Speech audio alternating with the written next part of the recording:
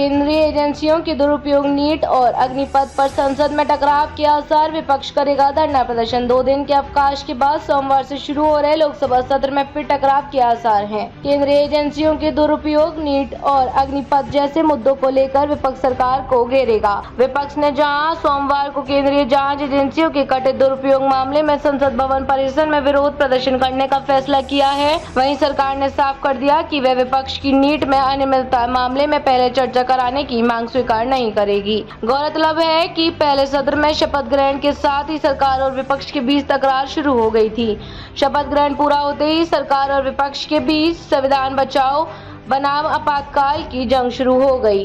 लोकसभा में आसन की ओर से आपातकाल के खिलाफ लाए गए प्रस्ताव और राष्ट्रपति के अभिभाषण में आपातकाल की तीखी आलोचना से दोनों पक्ष आमने सामने आए। शुक्रवार को राज्यसभा में तकरार इतनी ज्यादा बढ़ गई कि विपक्ष ने दिन भर कार्रवाई का बहिष्कार किया। धन्यवाद प्रस्ताव पर संकट, संसद के दोनों सदनों में विपक्ष राष्ट्रपति के अभिभाषण पर लाए धन्यवाद प्रस्ताव पर चर्चा का संकट है। वर्तमान सत्र में अब महज 3 कार्य दिवस शेष बचे हैं। विपक्ष प्रस्ताव पर चर्चा से पहले नीट मामले में चर्चा पर अड़ा हुआ है। सरकार का कहना है कि धन्यवाद प्रस्ताव पर चर्चा से पहले किसी तरह की चर्चा की परंपरा नहीं है। गौरतलब है कि पीएम को मंगलवार को लोकसभा और बुधवार को राज्यसभा में चर्चा का जवाब देना है।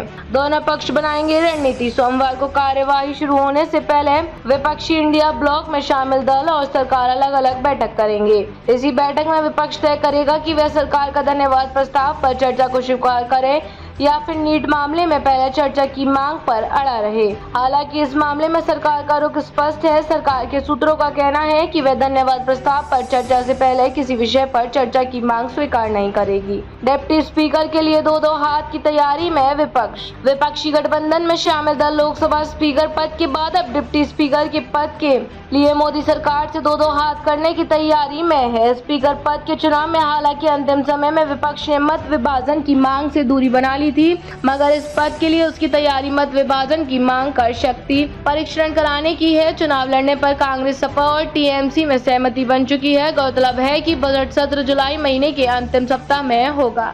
इसी सत्र में डिप्टी स्पीकर का नाम तय किया जाएगा। टीएमसी सूत्रों के मुताबिक पार्टी की मुखिया ममता बनर्जी ने इस पद के लिए फैजाबाद के सांसद अवधेश प्रसाद को उम्मीदवार बनाने की सलाह दी है। उनका मानना है कि इससे इंडिया ब्लॉक न सिर्फ दलित बरादरी को बेहतर संदेश देगा बल्कि भाजपा को भी असमंजस में डालने की कामयाब रहेगा। दरअसल दलित बरादरी के प्रसाद की जीत की पूरे देश में चर्चा हुई थी।